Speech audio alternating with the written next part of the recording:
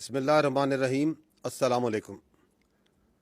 بھارت اپنی ننگی جارحیت کو جاری رکھتے ہوئے کچھ دیر قبل اس نے اپنے طیاروں سے فضا سے زمین پر میزائل داغے ہیں۔ نور خان بیس پاکستان ایئر فورس کی مرید بیس اور شورکوٹ بیس کو نشانہ بنایا گیا ہے۔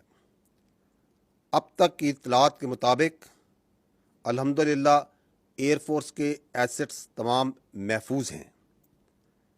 اس کے علاوہ بھارت نے افغانستان میں بھی میزائل داغے ہیں اور ڈرونز کا حملہ بھی افغانستان پر کیا ہے۔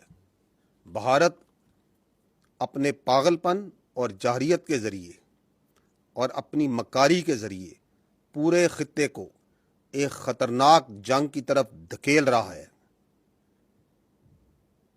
ہم صرف اس کو یہ کہنا چاہتے ہیں کہ نہ ہم تمہاری طاقت، نہ تمہاری مکاری اور تمہاری جارحیت سے مروب ہونے والی قوم ہے۔ Now you just wait for our response.